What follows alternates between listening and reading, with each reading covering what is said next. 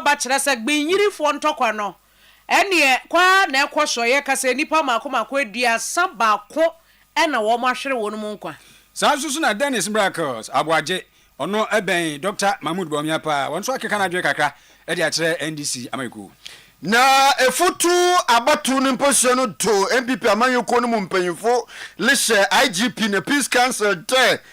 NDC amanyeko gomchirinya beze chi so fo azoka wo mo modinara mfra na won toto na no sana te wa shede oye mrase begomnyi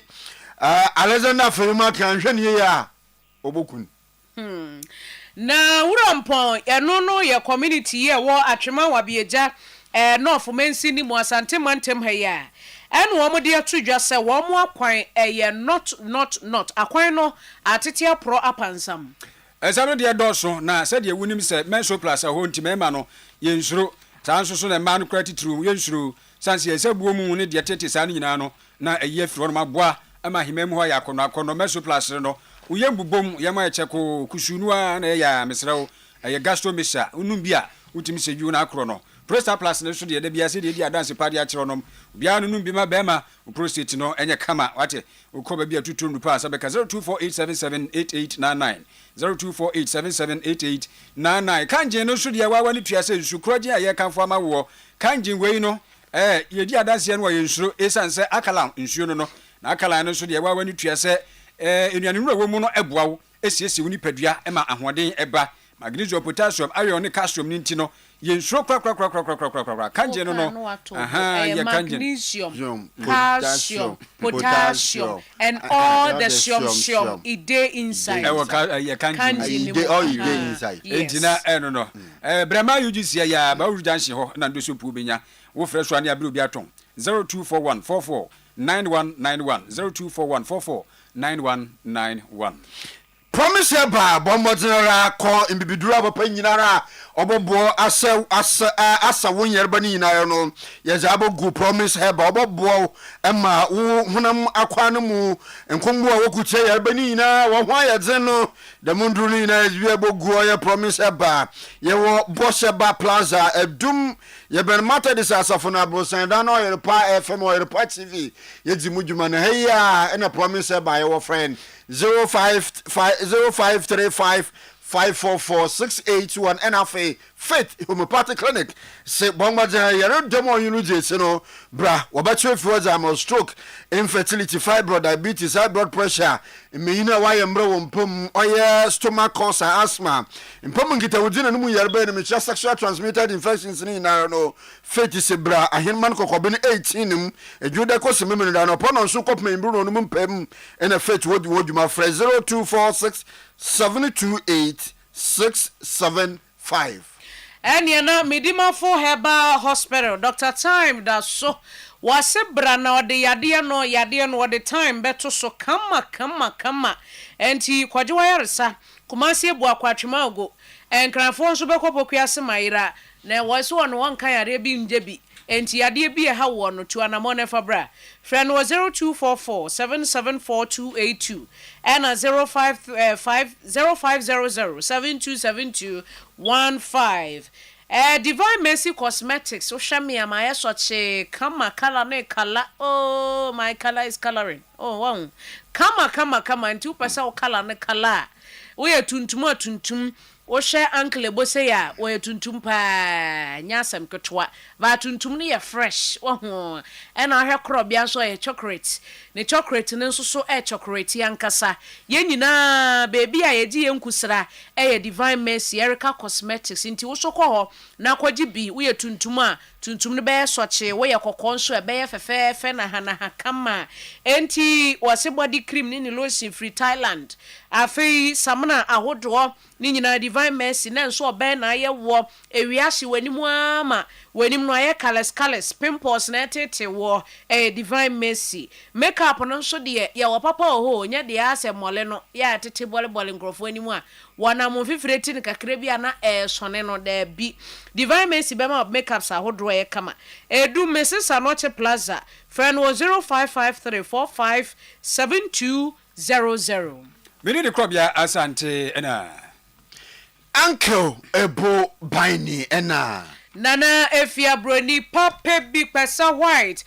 Pafo miamini. Abusuafo yen hyense no ase emamo. Ye de ani kyeremo e wo savana mantemu na no da ena entokwa bia ma ne matri so pa wo patema ne ye bole empatemu ho so oni so ka kyerɛ kra nipa ne bi kra afɔ wadwen sɛ wo dwane kɔbɔ wo ho adwa eno sususu buntu a watimu no kɔda ne butu ye e wo voter esuo no so nipa nwɔtwe ena eba betu adwa sɛ wato ananom e wo ense do na eno ena kan bia ma Inspector General of Police IGP Yewura Christian Tete Yohunu ede nsrawe sonkon akwakomo manfo mo kɔɛ no ena ɔde atu dwa sɛ sesei wo so mere bambo mpampe wo patemu sɛ be ya asodwe ebedi hini ntire no wo mo de posifo no bi akwa ka ho a wo mo hwɛ abu adwuma na abere asodwe ewo empatemu ho na bra wo de ensami atu dwa no na kyerɛ sɛ ese no pani kɔhwɛ sa binyiri ho no binyiri enyasam ketwa kra special operations team no mo kɔye no ebra Yewura COP Christian Tete Yohunu ya wo IGP de nsem atu dwa no ni nsem ni.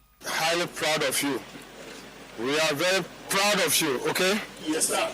Proud of your work. When you arrive here, the whole Ghana is happy of your arrival here. Yes, sir. Okay? Yes, sir. The whole Ghana is happy about your arrival. Means that you are coming to restore peace and order in this area. All we are saying is that a lot has taken place. The president made a lot of dialogue with Yagbawura so that the people will disarm. And then there's that assurance that people will disarm. What we are saying is that do your work and continue to do your work professionally, just as you were doing over there in the Galamsey area. Now that we have come here, work professionally as well. Make sure that we reduce casualty, okay? Yes. Let's make sure that where we have to arrest, we arrest. Where, unless somebody comes with arms, that you know exactly what to do when somebody comes on you with arms. But if it is about arrest, please make efforts to arrest, okay? Yes, sir. And don't say do something that will make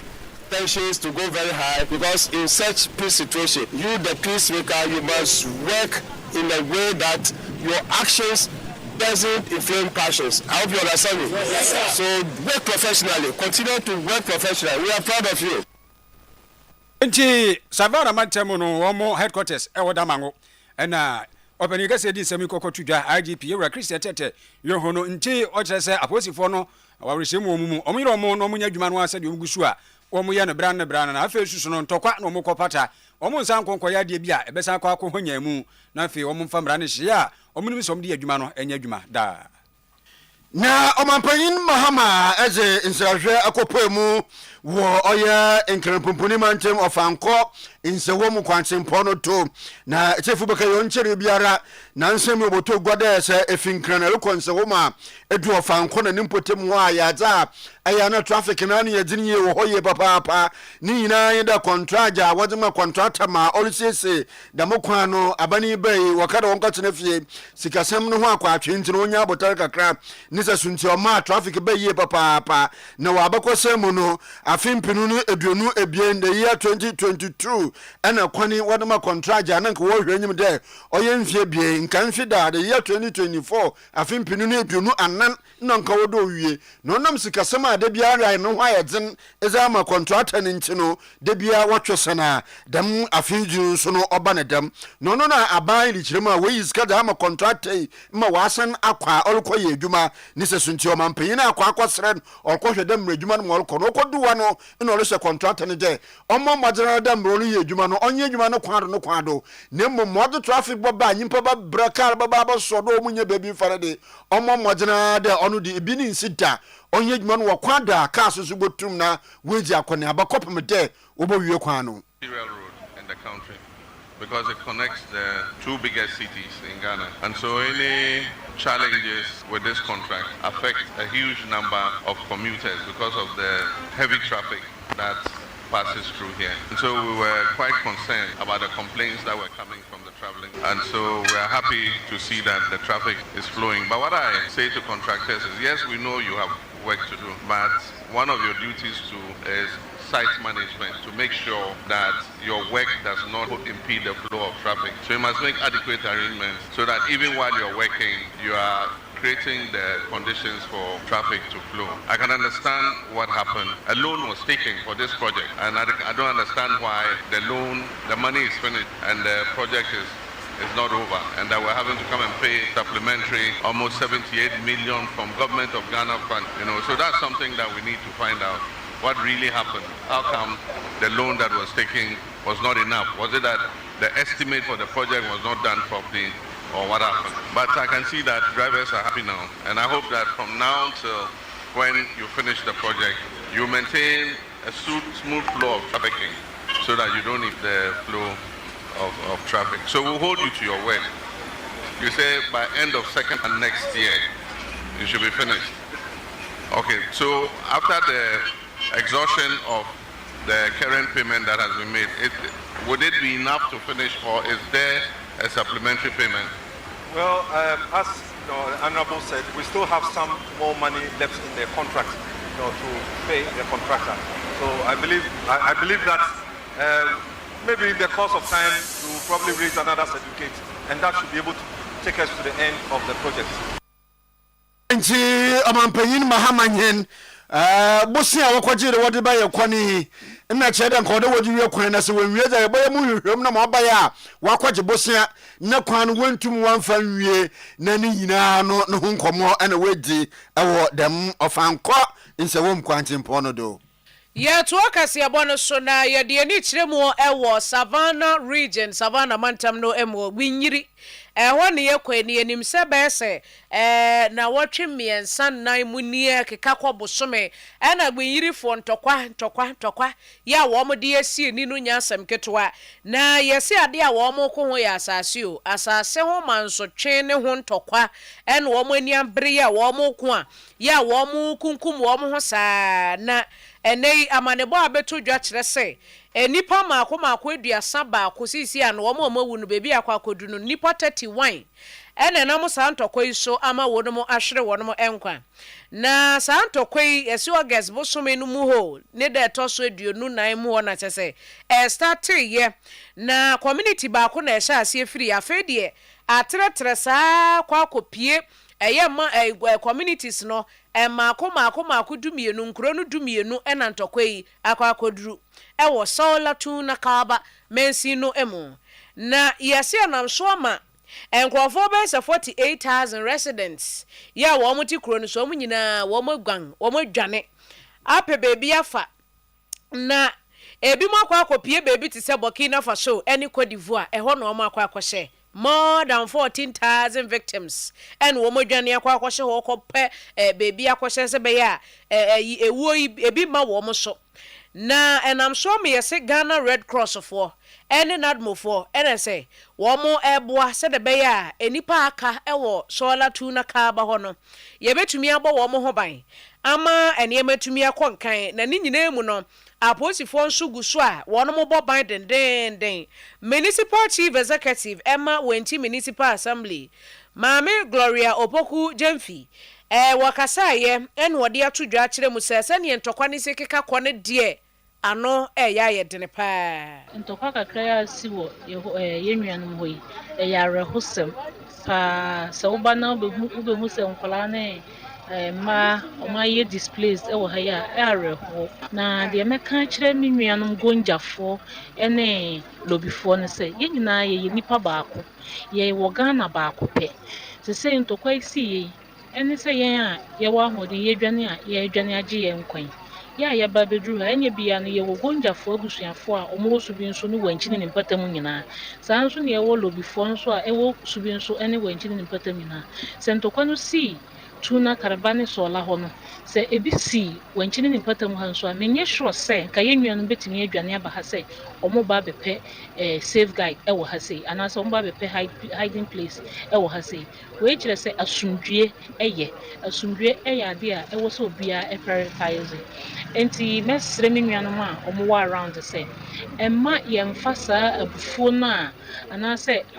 incident na asi ewo ye krum emma ha se yankasa nkyere ye ho wo ha se na yankasa nkyere ye nnuanu so a omo wo no ho ene omo ba beto aye no so yankoso amfa kasa kyere enkyere omo hunu se entiase bi na ankoso yie amasa we na ba eni se yenso a yaba ha no ye be starting tokwa se ye starting tokwa wo ha he ne ye dwane akọ se nyina ye ku ye ho wi a Ghana no hwan ne betinam ye hunu se wo Ghana ba ko a ye bo ho ban asumdue ade a ehia pa enti ene ekotie yi municipal chief executive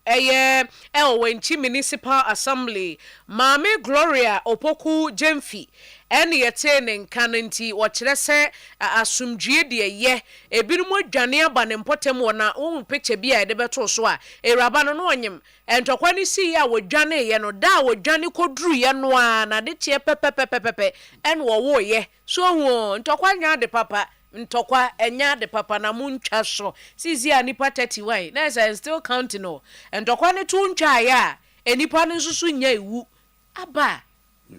abusia ye to aso kwani mai wire pound 7 FM so enie bani ba ko a wodi NDC ama ekuo no ntinti man chese woni okasa de ma ekuo no oka wo bi ni Hamza Suhini na odi atudwa no kire se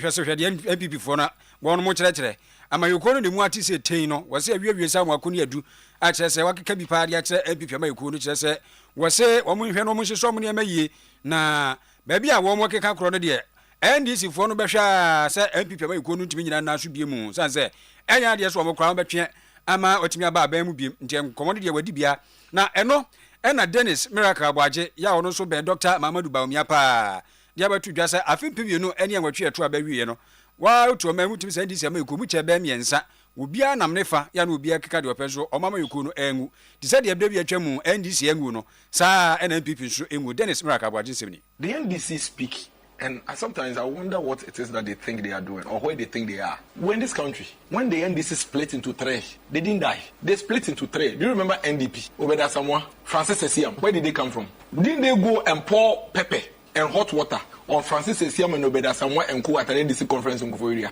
Did they die? Is NDC not here? Your party, do you remember Fonka Games? Never in the history of this country could anybody imagine that the founder of the NDC's wife would leave the party and form a party. What moral authority do you have to make it look like you are some superpower? You are no superpower. You won an election in 2024, just as MPP won an election in 2016 and 2020. Keep quiet. Focus on the job. As we speak, you have crudely removed the Chief Justice of the Republic of Ghana. If there is anybody that is putting or threatening our democracy, it is your party and your government. As we speak, gold holders are keeping the gold in their pockets because you are monopolizing the gold and you are giving them prices they don't want. Fix it. As we speak, the dollar that you made so much noise about and came all the way to 10, and you said that it was coming to 5. Even when it was 10 cedis, Abochi was selling for 13 cedis. Today it is 12 cedis. Fix it. As we speak, students in the Bri Girls, some of them are having only 1 meal in a day. Some are sleeping on the floor.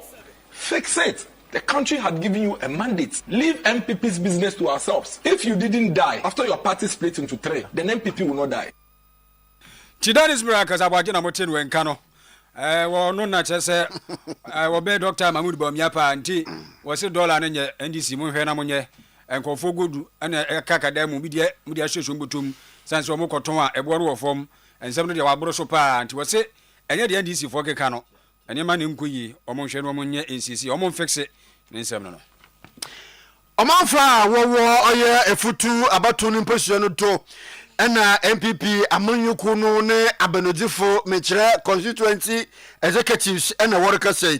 na warfa amanu post trene mekire inspector general of police IGP National Peace Council ena fa chief imam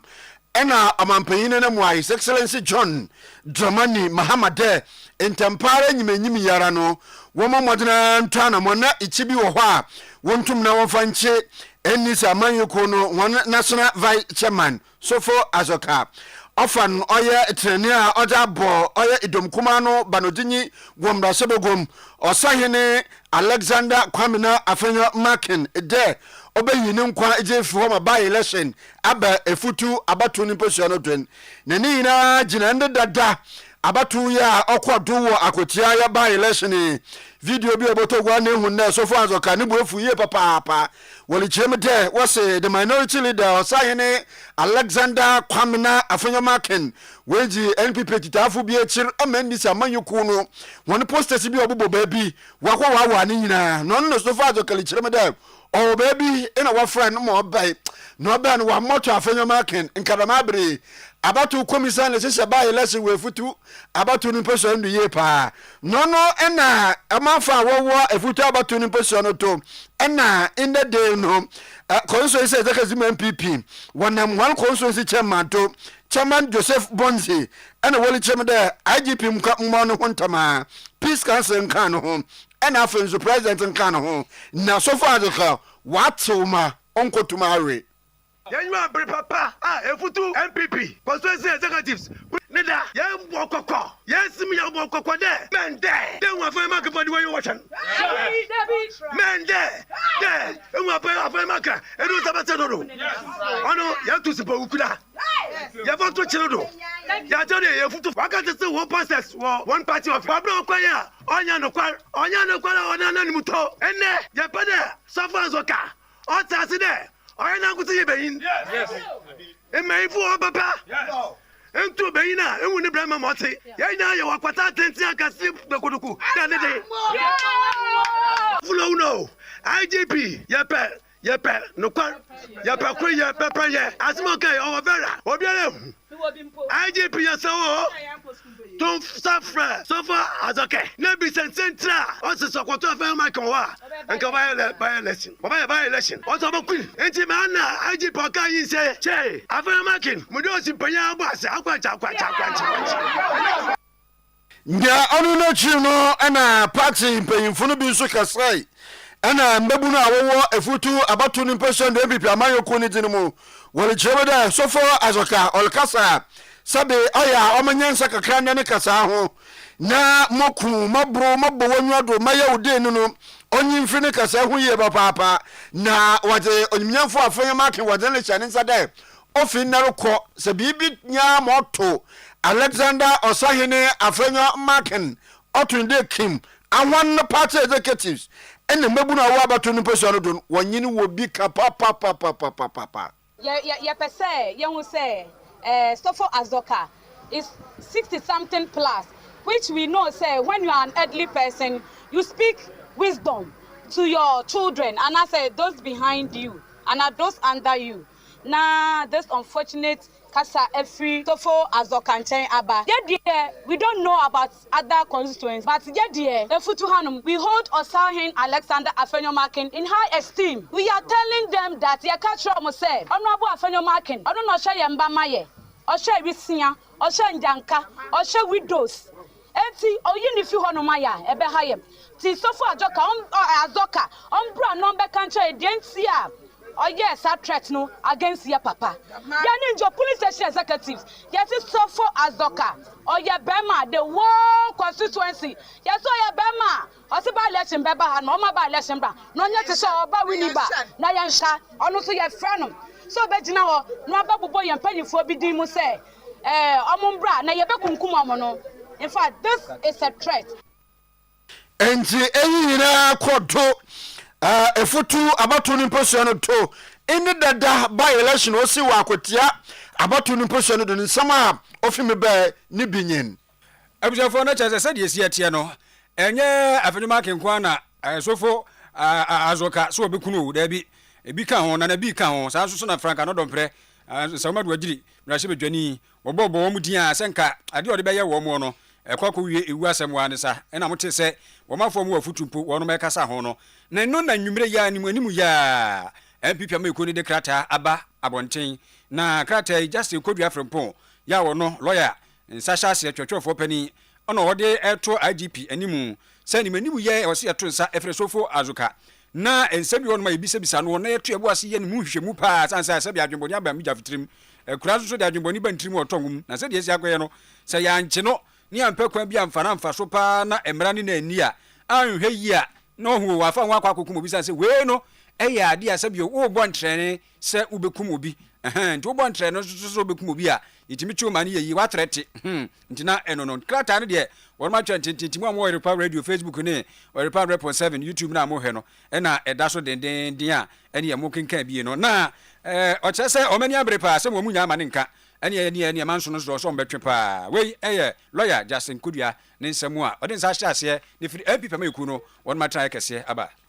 ye kwa omanfo ya wo mo ewo wurampon ahwe ye eno ewa atwema wa bieja north mensi ni mu asante mantemu na wo mu de atodwa kire se wo mu kwan nye kura nti aban no enhwe na wonye ho adwuma emfama wo mo afei bibiti se a teacher for bangalo ye wase wo mu demu no nso ye not adan a kire for demu no ye de kire wa ubedwane na wo hene yo no ewo rampon ho na reko ampem ye wotoso mienu eno woche se enam so ma kire no kra no wo mu ntumi ntina kro ne so ene wo de cheche ni ba ho na wo be kire ade ba ko mienu no wo hwe edan a wo demu a ahometente ne wo fa ne baga no wo kwa ne baby enti ama de kire kra no ho nsam aye denden ne pa na eno ati wo si wo kada yi a eno nso nko wo mu fa ne nkakra ede ko edidi akwane aba no eno nso a bridge a wo kada no kra betumi afa so ede wo mu akọ esan de wo mu aba no bridge ne nso a akola paase enti wo mu aka afro yeden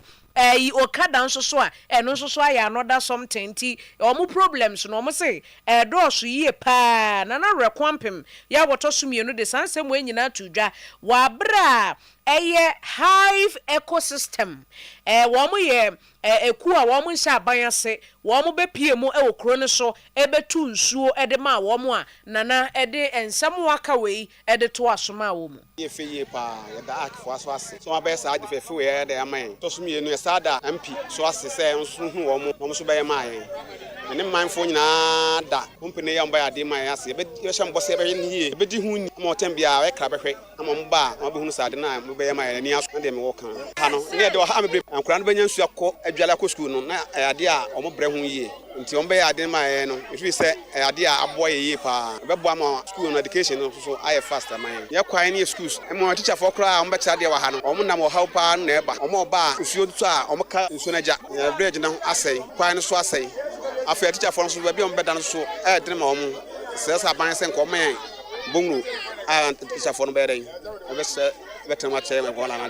de how de be ne say am education kachi asan so omo ba teacher for no better ha kind team ba ha bo kra no osuro moto say say o san ko fie teacher for so mo ni ba bete omo nya ate ofin so te kwa ne ade a stop duru ho a ye ho kire pa ade o ha break week kase pa say de dwumadi a esene senka omo so boy kwan no ne school no na ye so ye ntum pon say de ye o si krom pepepe emsa ha ne krom e kwanse be eduru nsia na du mase ya no na ne wa ho che we mu dia na se abana nto nsan hwe so to a bridge abu ese no nti tambia oba kwa sebe oba kwa we so ba wa nti fa nta moto sense aye asem kakra kese ye wa ha enti nipa yete ne nkei eye na reko ampem ya wotosumie no rampon hene wokada riders a wo nso edi akwaneaba okuro ne som enso chese wedi ensadansa yemu nkotodjogu fam a wo mo de to aban enim se aban enko wono mo emwa moto ndia mo na de toso kra mo na ofenso ya no mo ya kwa ne se ya ka se esi no de bia if you are not part of the team by this time, we're going to moto di binko into my sister any week. Ana moto di dia from year 76 by a year biana in just I'm a week we are going to ana scanning ready. Bane moto rakasa tuma ye tomorrow. Across na say what day week is number na say week now we na be the next week no. Nice what day and not a near my family. Yana, your family to me, who also stick with because your own family. The far we are not far away, and as I we are about who to come to you, no account home. Ani okwoti ye okada riders akwa no ofepa and the okase no ni tuntumu da so ankata we ko blacky fine my brother David onye brother bia na oro Benjamin ewua why coordinator edema hive ecosystem foi wo mo makotu nsuo di ama eye ramponfo no en wo de etudwa kire se wo mo de wo mo ba se wo mbeboa wo man no abedom Ghana fo no na ade ba ko esi wo mo ani so kese pa wo communities ahodo mu eye nsuo sanse ensuo eye nkwanti se nsuo ni kuro bi so a ya na ohaw no edoso na ne kwasem no se yeti ye MP nka ana MP a wo eye constituency a kuro a efe no rapon ewo mu bi enka di nkita ho se ne manfo no enso ehia nsu no ate se ye yesa adwumadi ebuo nkru ahodo bebre ti woni edi nkomo na e wo se yenso ye ba behwe se ampa kru no ese fata se omunya nsuo ni bia ye ba ye ba be sebe na che se ohaw e wo ha ti ye ma ye gina so ntentem hye wo mo se na otwemi nu pepe ye bi wi na ye bie nsuo no e de amawo nti ye ba na e nsuo na ye hye wo mo bo no ana ye ba bibia no de ma ye kru rate so ye makomako 23 ya ye no o my Ghana mu ba no se ye mbo ye japade no ho ban a ye asudie kese a ye de ma ye kru no ana ye se ye de hye kru no na kwasem no se ye bi e o kru se ne medical kan ba bi mebre ba bi wo obekọ no na se ne isi ye a wo hu ne nefefefe wo bekọ no na entisa which means when it comes to maintenance na issue kakra see enne omo adi nkomo ama omo asensan krata a che omo bebo nsuo no ho ban ama ache de ama nkyinima kra beba beto no na yasa hye omo boss se ye ba bio na omo abo nsuo no ho ban na ne tibiam no ye okay a bibia omo asre no enne se omo pay free high for no ibegina so na yetimi de abrewo anyway they will say ye hive for no crass kwan na mo pen ye be ye bangolo do teacher for bangolo ne be ye enti we ye ora Benjamin ewua we coordinator Emma Hive ecosystem na akanen oman Ghana otembuafo penyina wako ahomchim Justice Sophia Akufo ena orkase na oljemede enkano oye oman Ghana temwafu penyina ono Justice Sophia Akufo free ho ema oba behye nana no a inede oman penyin wa permanent wa genedme finin sebono oljemede anamonuta His Excellency John Dramani Mahama wetu na odeyi oye Justice Gertrude Toko Araba Toko no ode free ho no owonsunsun do boni ye pa de mo man Ghana yelo ko hinenimi olichema mra in the day no omo mampeni ho kwan motu damana mo na in the day oje to damana mo no se yelo ko hinenimi insesan biara amba wanyambe no munsakrai na sambra ne da hwa ebia onyo china onya afiko ode hinenimi onya mfienu mo ode hinenimi nso nemomo no ibire baba obi su begire da mbe ni bi do aje tu anamoni bia onye ntini sesunti anamono mampanyin atu no awonsunsun ade bonu mo man Ghana pa. I wonder what this is going to lead to further on along the line, because every judge is fair game and every chief justice is also fair game. I foresee not tomorrow, maybe not next year, maybe not in 5 years' time, but along the line, yes, unless those provisions are dealt with effectively in a revised constitution. A person holding a presidential warrant, you become Chief Justice because you have received a presidential warrant. So if you're removing the person from the position, is it a subordinate who signs the letter? Is that the way it's supposed to be done? Is it polite? Is it proper that it should be a subordinate who writes a letter of removal to a Chief Justice? Really? Enti incarnate mwafu panyin ezema oman Ghana Chief Justice Sophia Akufo nende na eti na day mami getu da batoko no a ono Sophia Akufo fi ho ba hye na nan omampanyin pama wa pama no so na adwenkyere ina no so da bai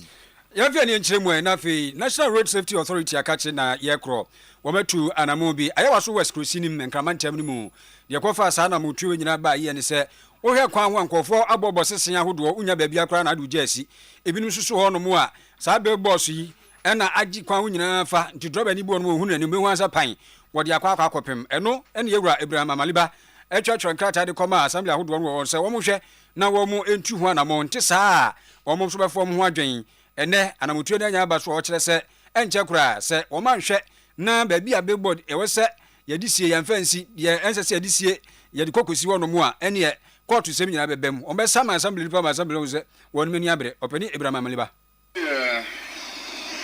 yawa so west yawo Joel Sesia ohia yi billboards na ewo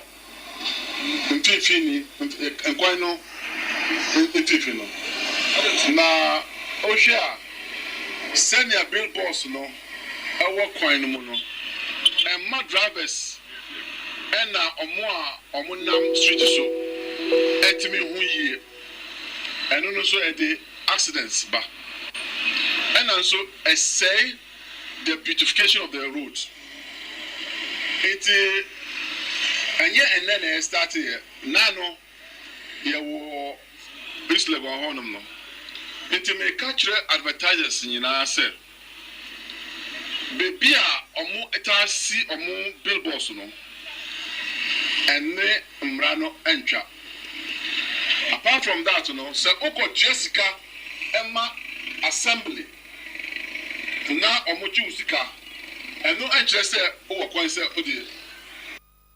eno na wokansi sudua se afedi o mani aba mo so pa sanse na nsan se de cars ne si bobo bonkofo kwan ho ba bia bi board no nipa no wogina ho ohu nanim so ho otisi mu apan na ka abo no ena afi so kra no se de wo kyere mu no a hye ne hye ne di ahia dodo wobekwa na weni wodi asia ni nipa wu na ewu no okansi sudua se de o mani beda ho no mani bebre so pa ma sa road safety authority anamo mbetu no udi agora kra bia amro be kokot. Part of it is this nti me catch the assemblies for say moving forward no so say na omo hu say ye ha nyina no say ba na hu say omo di bibia ase a ye be siu assembly for no because omo e na mo makwan na omo yes ajuma. The next one and say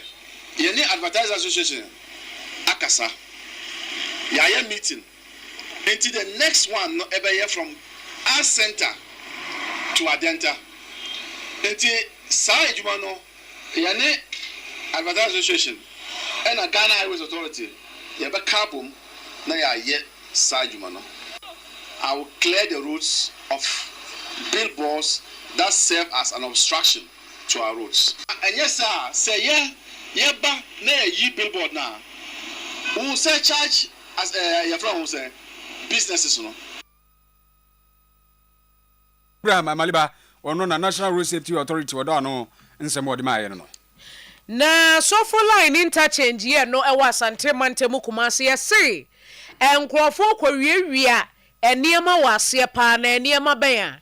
on say nkania no a ya na ye de bobo kwam street light no yesi so for line interchange na se no wo de kania bo ho ade be che obeba na e ho light off kania ni ho e hwa ezetum esum nko a na no na saa mpanyifo aduadue mu a no omo hu se enkrofo kwatwitwa cables no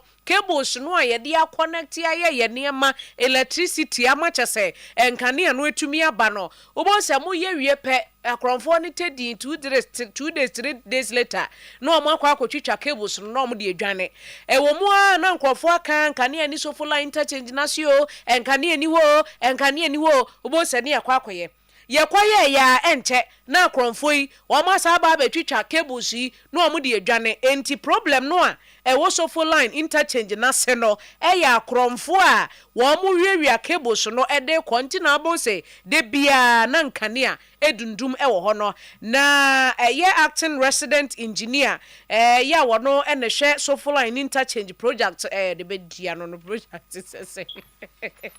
di yo gata tentene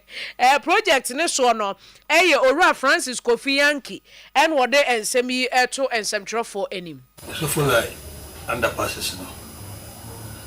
nina aka ejuma na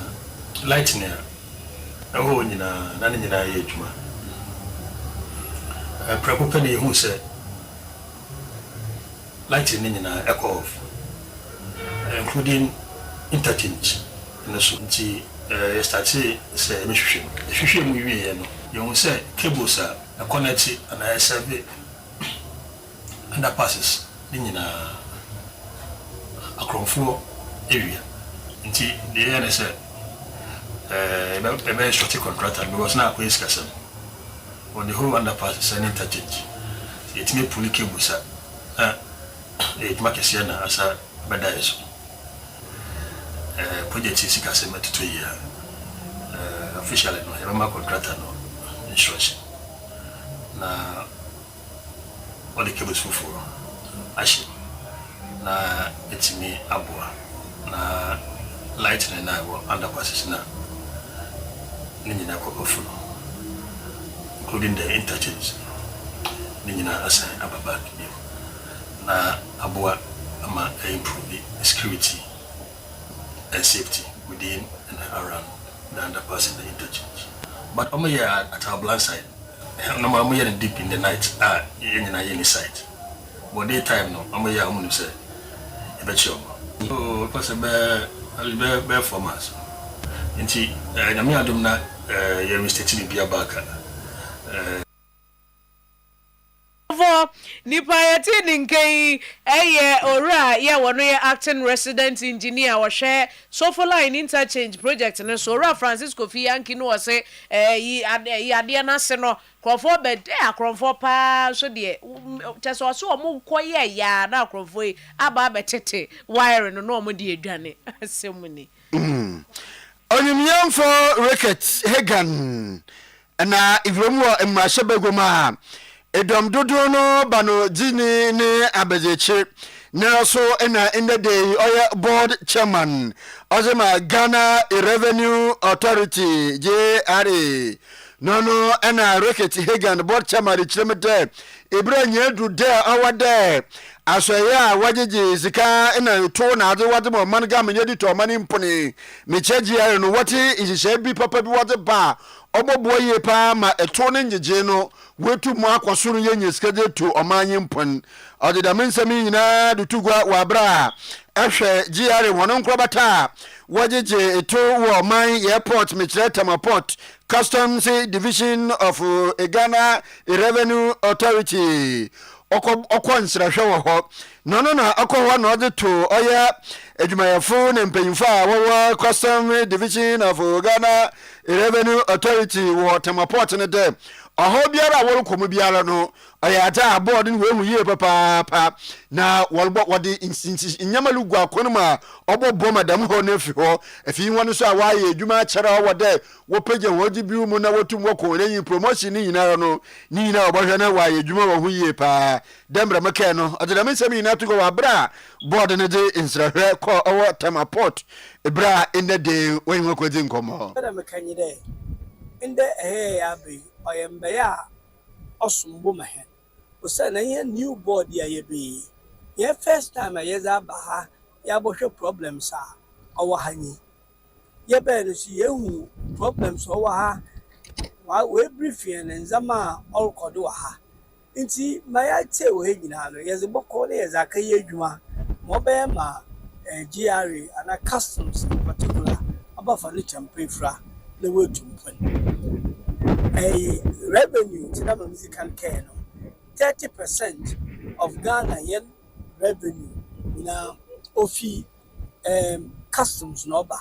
the customs no 80% of that 30% ofi tamaha so kila tama ye baby a osumbo papa dey all them ye body ye bahana ye bohwe me ibutumi ama dem revenue kwa wa koso say Sahara carry 80% of it. Also, no cost more. We'll be able to get more. As I said, President Mahama ni reset agenda na yengina yezim mama ni wetu kono what is kind of what the na ono na chino ana Teresa Potake oye sector commander customs division oye GRA Temapoto ole chira eno kasa na odi oye hawa in the day no wokomiye papa ewo sika wo hwe no wo jeje na waje aboa aban ma abane nyesika eti o mani mpon for the past few months and over the 3 weeks no system no ahayen pa is very unstable it is so slow it's a ma ejuma no enkoso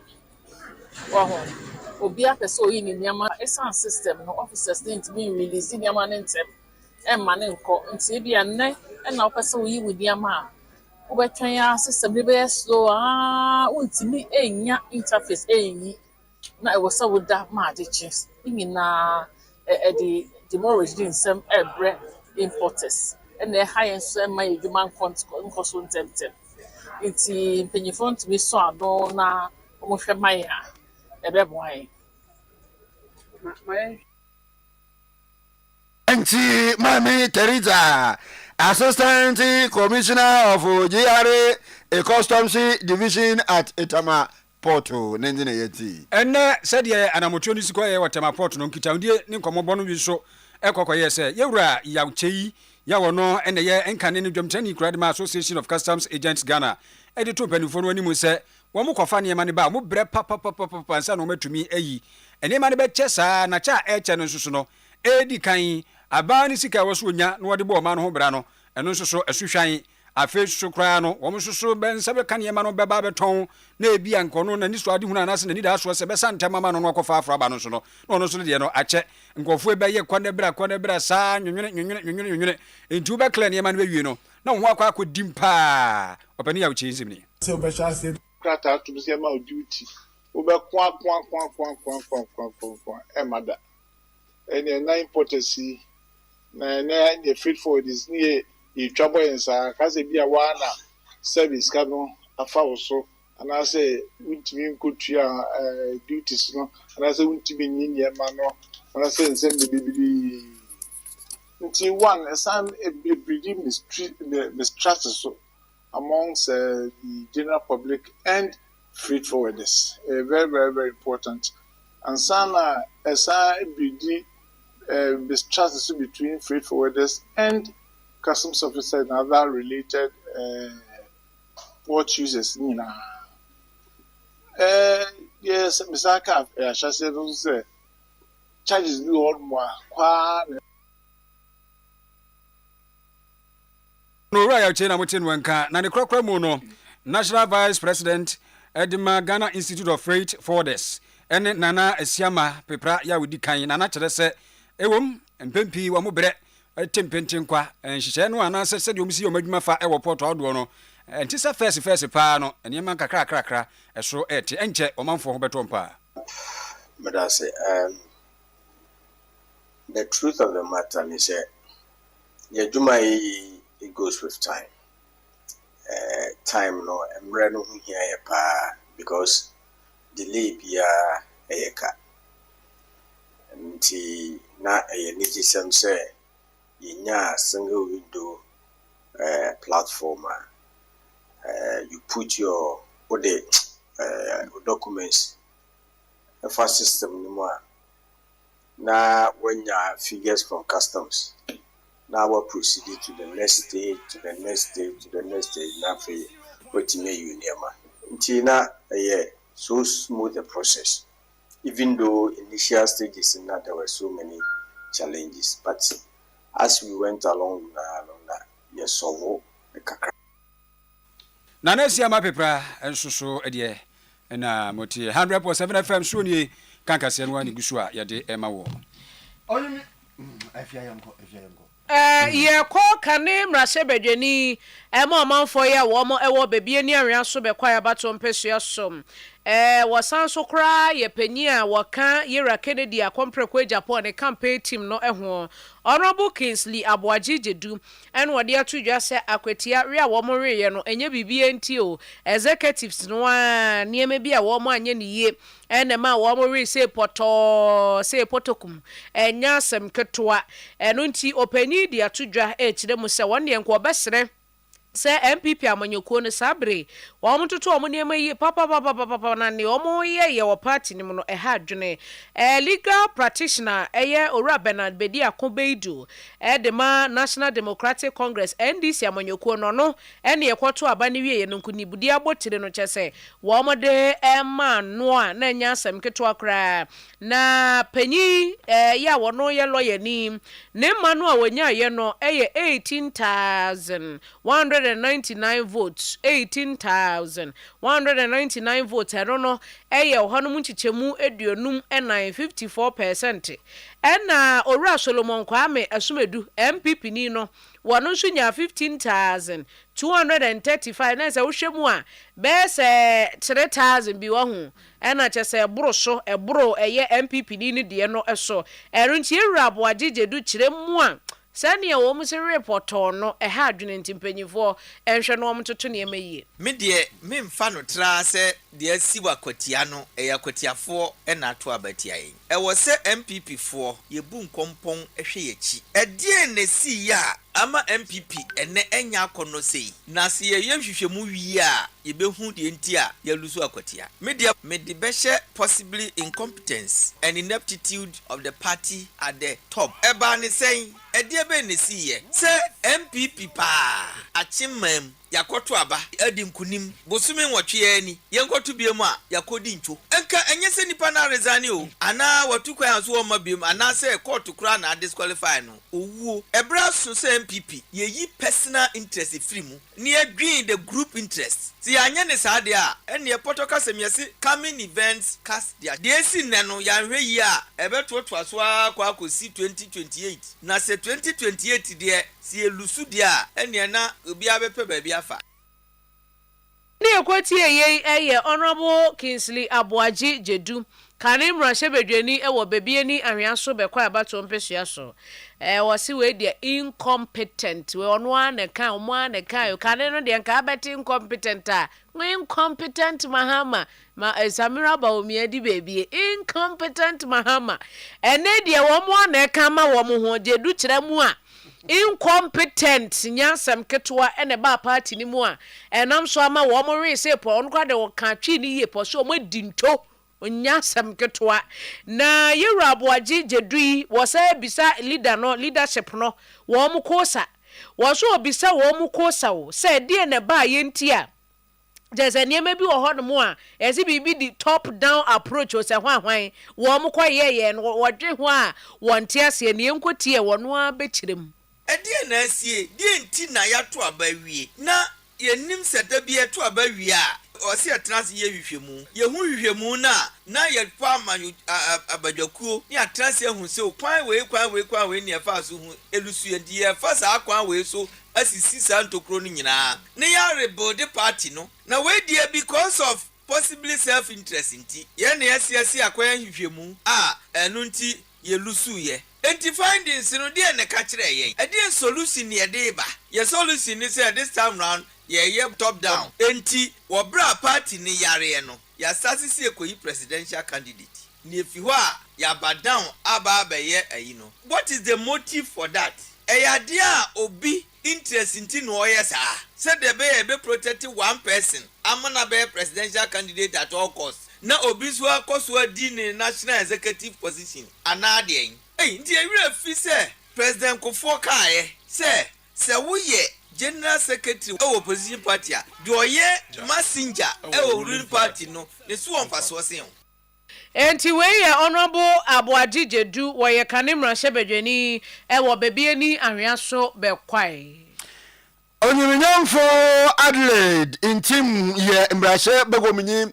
Zima omanfa wowo insuta kwaman beposo abato ni mposuo no to na ono ena inede wetum na eba Asante Mantema mechira oye Asante Regional National Service Authority wana soye wakoye wana adoye wakamo nwa nkonkonkonkonkonko eduonu a obobo wodwumaji ye papa na opanyini kwankyerɛfo oda National Service Authority ano Asante Mantemora Emmanuel Fen oje oye dem nyame anabosom oye opepe eduonu mechira 40,000 Ghana cedi nkano 400 million no Emmanuel director oli chemi de ye onyimyamfo moja be obobo won ye papa se National Service Authority oya so won se kwa wa edom tum bowa ne nwa wonyintini bonne bi mu gengyina ho ya wo ye papa na ma oya emrase begominyi wa yeje obobo mo woni dwumadi akwatu ye papa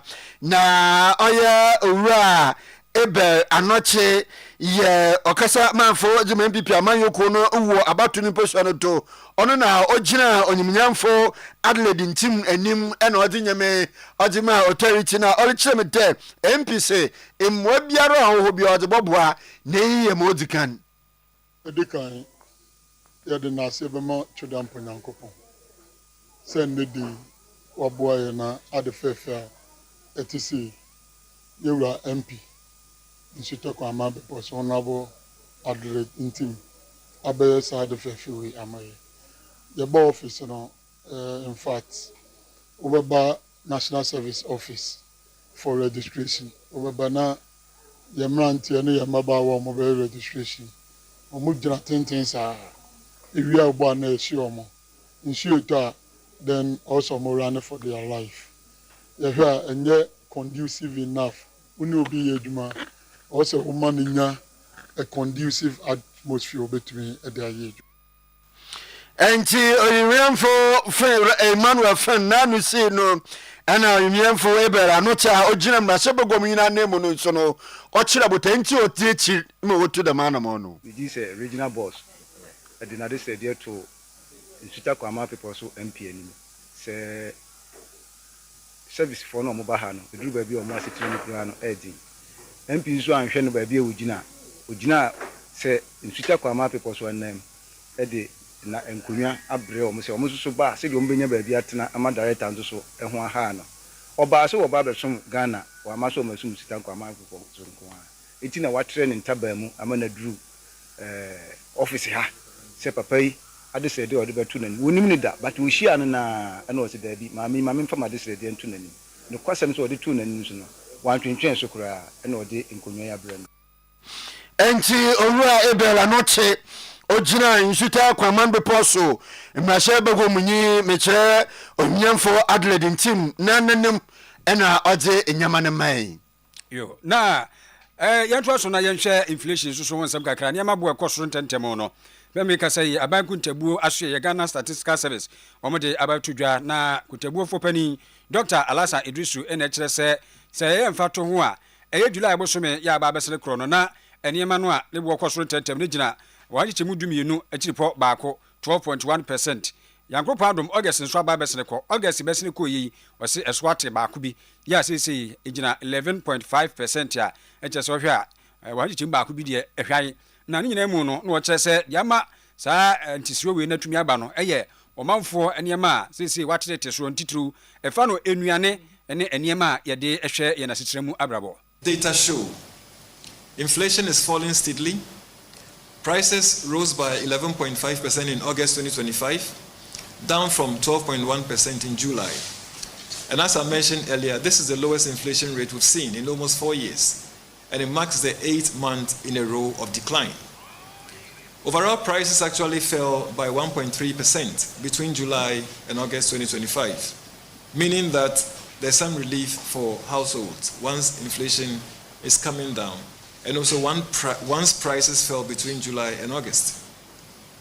Food prices are also easing. Food inflation is now 14.8%, and non-food prices fell by 2.5% in 1 month. Non-food prices are also moderating. Non-food inflation declined to 8.7% from 9.5% in July. And here, prices of non-food items reduced slightly by 0.1% between July and August. Goods inflation slowed too. Inflation for goods dropped to 13.9% from 14.2% in July. And here the overall prices of goods fell by 1.6% between July and August 2025. Inflation, as we've seen, is higher for local items than for imports, while imported prices are easing faster thanks to stronger exchange rate and the lower global cost pressures. Dr. Alasa Idrisu oyaban kuntebu fopani Ghana government statistician na moteno enkan Any na we go save life. Save life, yenko save life. And you know, save life health. Bombo general, why would there war oh yeah, dam yerbi am no bobu ye papa and you know oban akoma yerba a man and menina war power nansun wonya won protect some fan infertility no ye a ma wo bu one side ye would cheer menstrual pains and affins and infections akatu mpamu wo managere swanche America I today no ko ka odwe beda eketi bombo na save life health madam ninja na mama save life health oboboye pa we yije foja ma no oba ni sisiu ene kotodwe ni mu yew menchira waste and knee pains save life oboboye papa menyina water swanche wa yemre wo mpam no ni na ra oboboye papa afen so no low sperm count itu no to nanso ntum nkuma aboa no ban oye yefum yerba biara nso a we differ ye pa bomadana perceive life health when it akwan Ice Town Jehovah Witness Junction Waben X5 Wara wonsa ebaka 0551 539 699 bomadana na wonsa enkawan na bibiara entum onkodo wo ho emfa emaum atwa no le gusu ayeka wo de kwatwa Manchester yakobompa ye nti na me ya domu a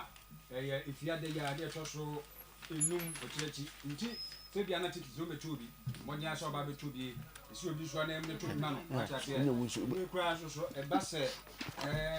o ba se ni bubu bi na wo de aboa enu so akonya wo o send ya ejini Peter Heavens na beba 0554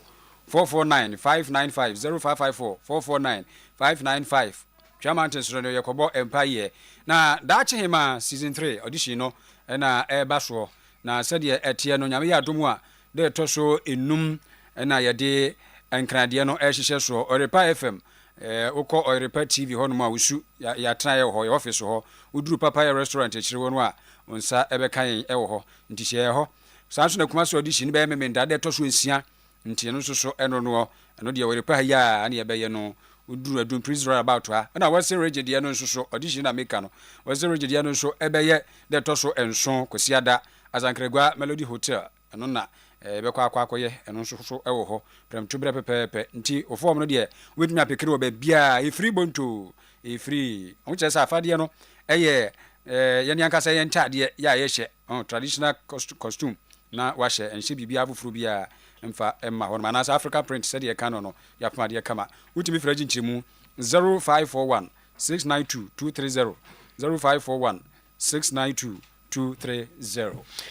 yefa enkabo onto emfa mawana obi zaba danhen de in the day ne car ayo owura Prince Eje is about to go there ne Toyota Corolla registration number GE 146412 GE 146412 na olchemete oye ende dada second answer 2nd September yara na opake kano enwumbro nonum pem 5:30 PM wo nankasa nifie enyim na anopa osore no be 5:45 AM na chede oye 12 hours mu pepe osore no na chede kano wayo na hwehwem yara wo do hwehwe bia no waya ma ohukali entene dambra yerke kano registration number GE 1464-12